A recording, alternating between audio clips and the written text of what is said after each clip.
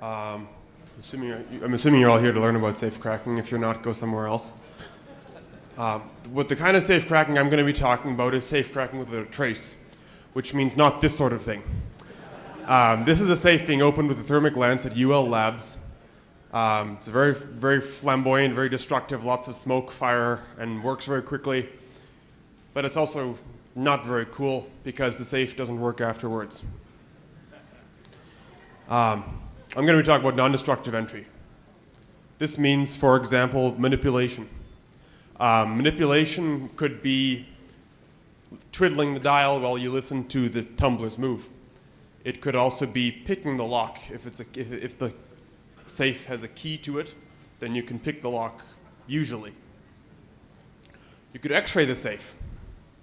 Now, this doesn't exactly mean taking the safe to your local hospital and saying, "Doctor, my safe has a broken leg. Can you put it in the x-ray machine while I fiddle with the dial?" But there are ways to do it. Also, robot dialing. Robots are very good at repetitive tasks, and nothing is more repetitive than trying every combination on the dial. Also, robot manipulation. This is what happens when you make a robot a little more intelligent, and it does all the manipulation for you. But first of all, I'm going to be talking about manipulation. This is the classic way of cracking the safe. It's featured in books, movies, Italian Job. This is a still from Hogan's Heroes, the opening scene. It's an ancient TV comedy. Something of a black art. Locksmiths passed it down basically by word of mouth for a very long time until 1955, when Clyde Lentz and Bill Keaton published a book called The Art of Manipulation. It was considered so secret that in the foreword to the book, they actually said, "Please destroy this book after you've learned how to do it." So, okay, you want to manipulate this lock. Well, and if you give me a sec, because my laser pointer isn't working, please bear with me for a sec. Okay, there we go. So you have these things here. They're called gates. There's 3 wheels, and they have these slots cut in them. Those of you go over here, those are these things here. I'm sure some of you have looked through a combination lock and know how they work. And you have this thing called the fence. It's the interaction between the gates and the fence that allows the lock to know when you've entered the correct combination. When the gates are all aligned, then the fence can drop into those gates, and the bolt can retract. In this case, the bolt is retracted back this way, and the fence is no longer in its original position right here. Fairly simple. Now, how do we manipulate this thing? Well, the wheels aren't perfect. All the feedback you have to work with is what you can feel or hear from the front of the safe. And to open this, it's the same way as when you pick a normal lock. You're relying on the fact that the wheels are imperfectly made, so that one of the wheels, in this case, is going to be bigger than the other. And when the gate in that wheel passes under the fence, that fence will be able to drop down just a little bit, and you'll be able to hear or feel it dropping down. It might be kind of indirect. It might show up on a graph, as I'm going to talk about later, but you will get indication of it doing that. Now, back in the day, back in 1850s and wild, wild west, when everyone was blowing safes left and right, or listening with stethoscopes, we had these things called the direct entry fence, which is where the fence here was connected to the bolt bar. You had a handle on the front of the safe, which would push this bolt bar into the wheel pack, and voila, if the wheels were lined up, then this thing could go into the wheel pack, into this slot right here, which went to all the wheels, and the safe would open. The disadvantage was that if you applied a little bit of turning force to that handle and then listened, you would hear the gates in the wheels, since after all there is one wheel that's larger, and therefore you would, when that gate in that wheel passes under the fence and you're applying a bit of torque to that handle, you would hear the click as the fence dropped into that gate and then got bounced back out again as the wheels kept moving, and you would know where one of the gates was. And you could keep doing this until you'd figured out the combination of the safe, and you'd have your safe open. Now, at some point, people figured out that, hey, this is not such a good thing if people can listen to our safes and open them. So they came up with the idea of the nose and the cam. We have our fence up here. It's just a little square thing. It moves back here in the lock. And we have a nose and a cam. The cam is this large area and this large disc in the back. It's directly connected to the dial. It's the only thing that's directly connected to the dial. And it has a little notch cut in it here. We call it the drop-in area. And when the nose can drop into that drop-in area, when the nose drops into that drop-in area, only then will the fence actually touch the wheels. You can see here, the nose is resting on the cam. It's not over the drop-in area, and so therefore the fence is not actually touching the wheels and you can't hear anything. When the contact area, which is very small, is under the nose, then the fence touches the wheels briefly and tests to see if they're all aligned. You keep turning the dial, the fence goes back to this position. So the solution is to look at where do we feel the increased resistance caused by the nose hitting the sides of the drop-in area. And if you come up to the lock-picking skybox, you can feel this for yourself. I have a safe lock with me. It is essentially a small bump. It's all you'll ever feel while manipulating a modern safe. Because what's happening is when this nose here hits the sides, this thing gets pushed up. And because this is spring-loaded, all of a sudden this thing starts dragging along the cam where it was floating in free space earlier. And we call the points where the nose hits the edges of the drop-in area the contact points. And as the nose drops in further, as if there's, say, a gate in the largest wheel, and the fence drops down that fraction of a millimeter to the next largest wheel, these contact points will appear to get closer together. It takes a bit to wrap your head around this concept. Essentially what you can do is by looking at the width of the contact points, measure the radius of the wheel pack, and thereby determine the combination. This is again what happens. Here's in a high wheel pack. That is, if the wheel is high, say it's a high wheel and there's no gate under the fence, you can see the left contact point and the right contact point. If it's a low wheel pack, say you have a high wheel, but there's a gate under the fence in that wheel, you can see where the nose is dropped in just that little bit further. That's all you have to work with. Solution is to graph it. This is a graph made while manipulating a safe lock. And you can see here, just as the contact points get wider apart and closer together. Where's the number? Right here. We can see there's only one point at which both contact points narrow together, and we can safely assume that's one of the numbers of the combination. We do this whole thing with a little more detail, like so, checking every half a number, getting a very high resolution graph of the contact points, and we can say, hey, that looks like a gate. Okay, we've got a gate. What do? That's one of three numbers in a three-number combination. Which number is it? We only actually have to dial three different combinations because the lock is sensitive to the order of the numbers dialed in the combination. And if we dial, say 42, 22, 22, if we go back here, you'll see that the gate is at 22. If we dial, say 42, 22, 22, we're moving that first wheel out of position, out from under that gate. And all of a sudden, if those contact points get wider again, we know that moving that first wheel out from under the fence caused the contact points to get wider, and therefore the gate that we're looking at was on the first wheel. If that doesn't happen until we move the second wheel out from under the fence, we know that that gate was on the second wheel, and therefore the number we've found is the second number in the combination. And the same thing for the third wheel. Basically, we're looking for this gate to vanish in our little graph of contact points. Okay, this is complicated. It takes people, I think, about a year to become really proficient at manipulating open safes. Safe technicians, they practice on, locks that have been modified to basically become training wheels, to gain training wheels. They bend the fence, for example, so they know which wheel is going to read first. And they work at it and they work at it, and eventually they get good enough that they can go out into the field with a customer who has a safe to which he's forgotten the combination, and for the small fee of $200 or so, they'll manipulate open your safe. If you want to learn this, I would suggest you do the same thing. Go on eBay, get yourself a practice lock. Get yourself, if you can, a cutaway, like this one right here. Some of you may not be able to see it because if you're in the way in the back.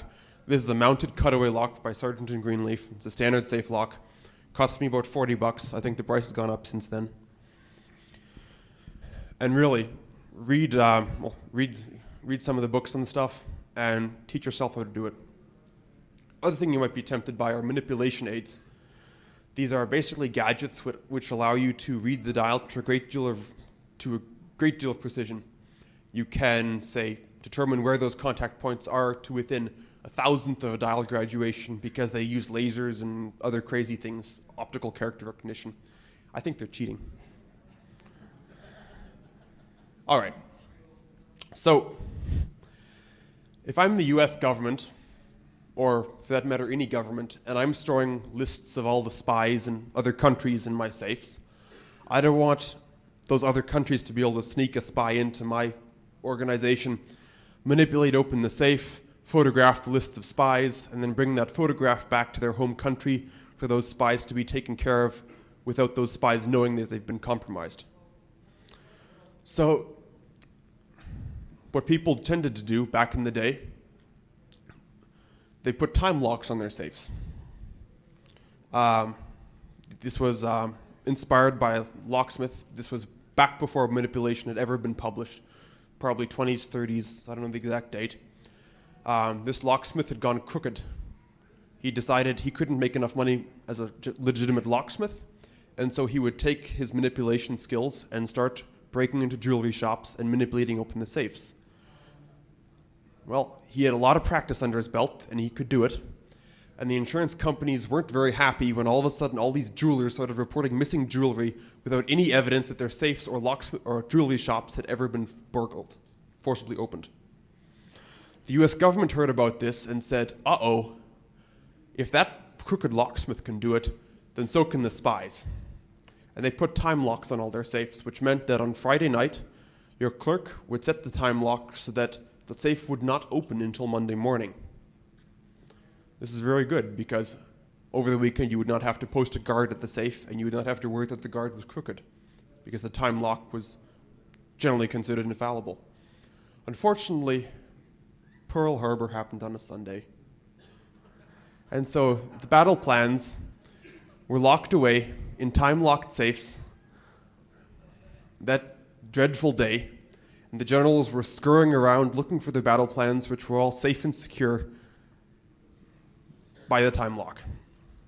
So they called up Harry Miller, the head of Sargent & Greenleaf, one of the biggest safe lock manufacturers in the world, or in the country anyway, and said, Harry, make us a lock that we can open any time, but that nobody else can open without the combination. The solution was the manipulation-proof lock. This is an 8400. This is the modern manipulation-proof lock. And it looks a little bit different than that lock I showed you previously because it has a rather odd cam. It has a slider in that cam, in fact, so that instead of having a contact area that's open all the time, the contact area, or the drop-in area, you can see the little tooth here which catches on the cam, you have this slider mechanism which springs apart, just springs apart so that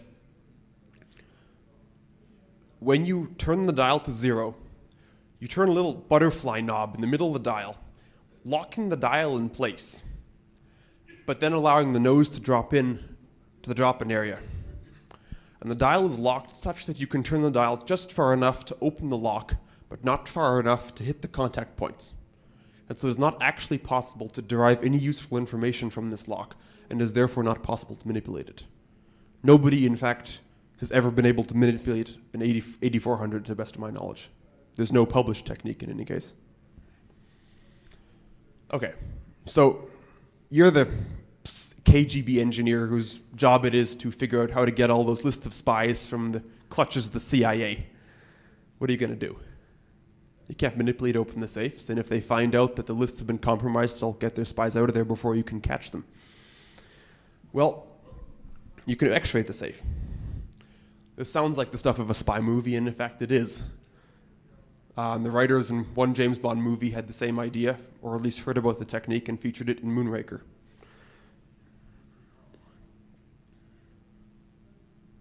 There's no sound. Here, I can hook it up.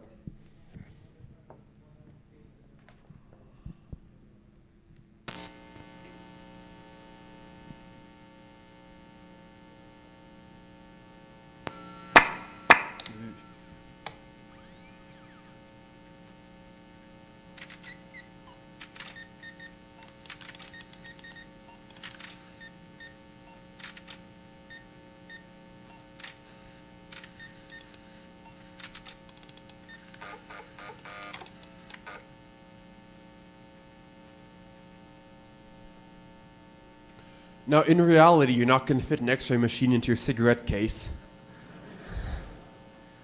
But thanks to modern paranoia, we have these things called portable package X-rays.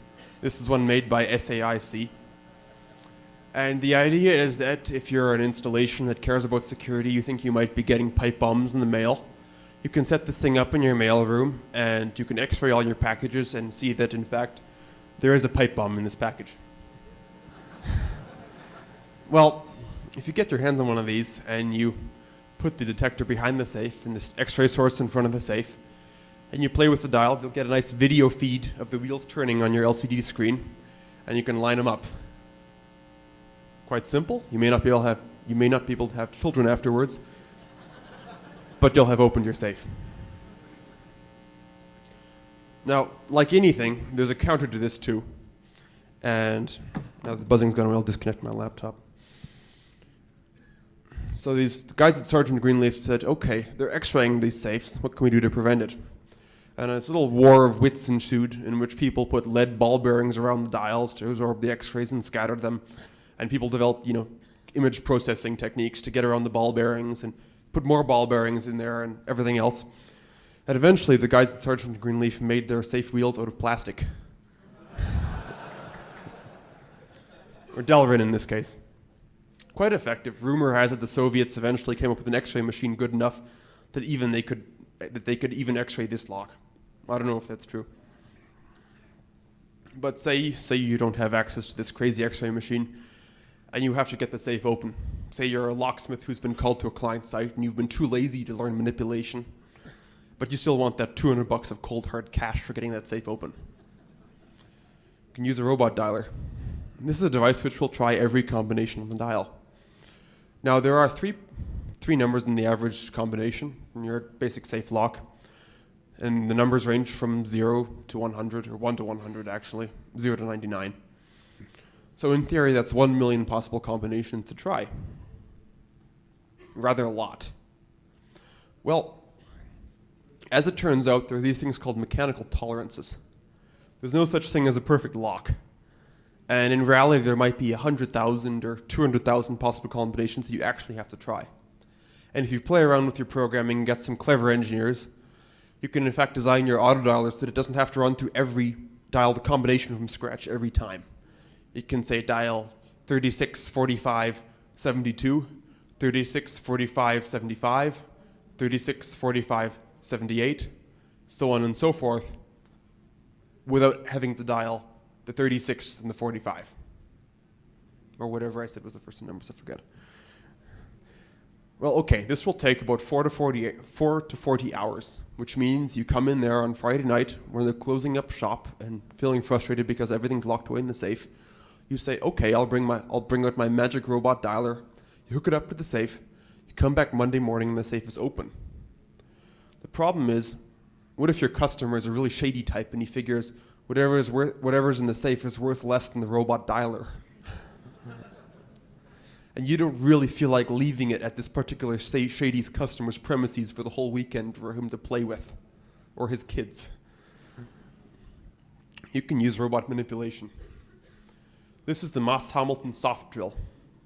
It is a robot dialer with a brain. It has a very sensitive accelerometer mounted to the front of the safe. You can see it right here. Basically, it's a microphone. And it has a stepper motor with an opto encoder on the back right here. And a very fancy piece of A to D hardware connected to a laptop. And it will open safe somewhere in 20 to 40 minutes. You can sit there reading, your latest copy of Playboy. Now, the Moss Hamilton soft drill isn't available anymore. It was about $6,500 when it was. It's only available to locksmiths, of course. But nevertheless, the existence of things like robot dialers and soft drills made the US government very, very nervous. Because it meant that maybe you couldn't do it now, or maybe you couldn't do it with existing tools, but maybe those pesky government agents from other governments could get into those safes protected by manipulation-proof locks without leaving a trace. And so the same guys that did the Moss Hamilton soft drill came up with the solution to the problem which they'd created. The solution is this. It is an electronic safe lock called the Moss Hamilton X07. The current variation is the X09. It is considered to be impregnable because it has a couple of tricky things. First of all, you never need to replace the battery. It is user-powered. Turn the dial, it turns the generator. It has a Zener diode inside. This Zener diode, if you spin the dial too quickly with say a robot dialer, it will fry, and the lock is now dead, and you have to drill the safe. When you change direction, you're dialing 36, 45, 72. Every time you change direction, you'll find yourself in a new part of the dial. Brand new uncharted territory. You stop at 36, you'll find yourself at 17 or 82 or 96. You never know. It has a true 1 million possible combinations. There's no such thing as tolerances in a CPU. They could make it 10 billion combinations if they wanted to, but that'd be one long combination to remember. It also has an audit trail. If you're feeling particularly paranoid, this lock will tell you how many times it's been opened over its entire lifetime. You write this down on the bottom of your shoe or on your palm Friday night. You come in Monday morning and you check that this number hasn't changed. If you dial continuously for 1 1/3 turns without a pause of a quarter second, the lock will shut down. When you think about it, your arm can only twist so far. But a robot dialer can twist all it wants to because it's a motor. So this thing can tell, well, a robot dialer doesn't have to stop to change its grip, but a human does. And so if it thinks you're a robot dialer, it will shut down. If you dial too quickly, if you enter the entire combination in less than 15 seconds, it will shut down. If you dial continuously, entering combinations for more than 5 minutes, i.e. you're dialing really slowly for a very long time, without letting the lock power down, it will shut down. And of course, if you try 10 incorrect combinations in sequence, you have to wait a couple of minutes for this thing to reset itself. It contains an Intel-designed CPU. They claim it's custom. You have a microprocessor driven by the stepper motor generator, which also gives the dial position information, I think. It has a random number generator, which it uses to do all sorts of crazy internal encryption and reseeding. Every time you change the dial turning direction, it will re-encrypt the memory. Speed-sensitive lockout display unit. You have 9 data lines going to the display. The manufacturer claims that you cannot get any useful information from those 9 data lines. There's ROM, combination storage, and the usual. It was designed before people knew about differential power analysis, but it was designed by people who did know about differential power analysis. The committee of very, very smart people put in a whole bunch of these crazy features, which I'm not going to go into at the moment, but you can get this presentation online and read them for yourself. The idea being that if you have access to any wires in the lock, anything coming out of the lock, you will not be able to determine the combination. If you open the safe somehow by breaking the lock somehow and decide you want to get the combination out of the lock so that you can set a new lock to that combination and replace the broken lock and no one will be the wiser, this lock is designed so you cannot determine the actual combination even if you have the lock in your hand. And just to make life even more of a pain in the ass, everything is potted. It's potted in a compound that has UV fluorescent particles in it that are photographed when the lock is installed and compared whenever people are feeling paranoid to the file photograph, rather than a unique fingerprint.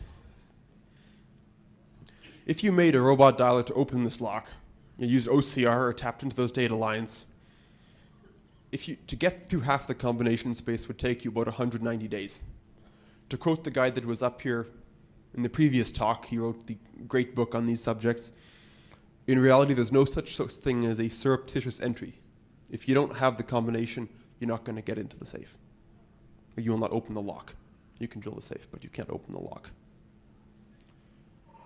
All right, so this is more or less impregnable.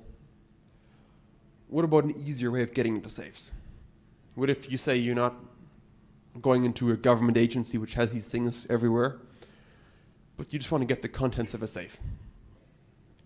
And occasionally people buy safes that aren't top quality, and manufacturers make safes that aren't top quality, and they tell their design engineers, make a cheap safe. Don't necessarily make a good safe, but make it cheap so that we can get a good profit on it, we can sell it cheap, and lots of people will buy it. And as a result, there are design flaws in some safes. There is one European manufacturer, very comparatively little known, which I'm not going to name, which designed a rather nice 4-digit combination lock, so 10 or 100 million possible combinations in theory, that in fact only had 100 possible combinations. And someone who owned this safe, or sold these safes and happened to open it up, took a look inside the door and said, "There's something wrong with this lock." And he wrote a program that if you find the drop-in area, takes about 10 seconds, and enter that location, the drop-in area, into the program, it will give you the rest of the combination.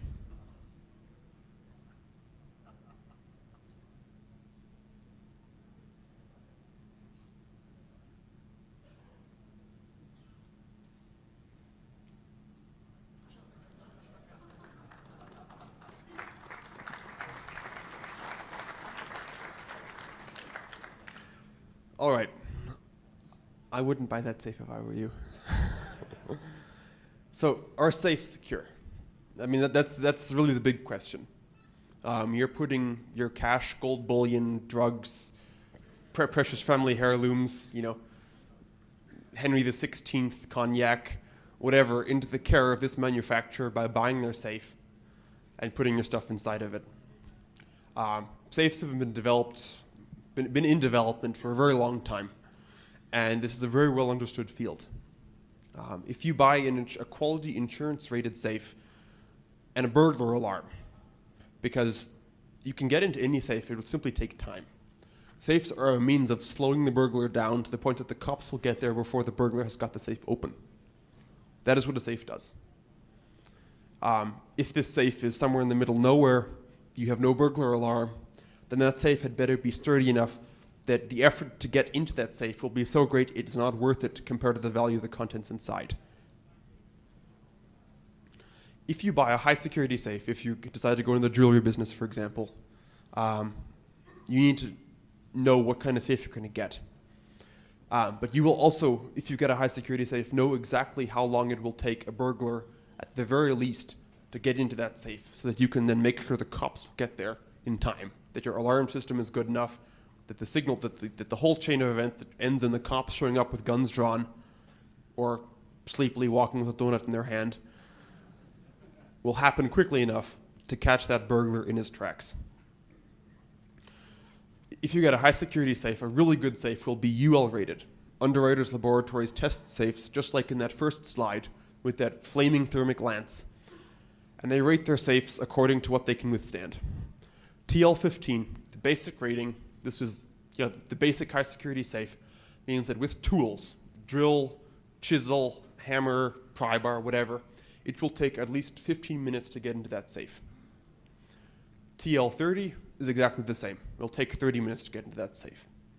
A TRTL rated safe means that the rating applies even if the burglar is not only using tools, but is also using a torch or thermic lance He's got his cutting torch out, a big, big thing of oxyacetylene tanks, things like, "Argh." It'll take him 15 minutes or half an hour to get into that safe. TXTL means he gets to use explosives too.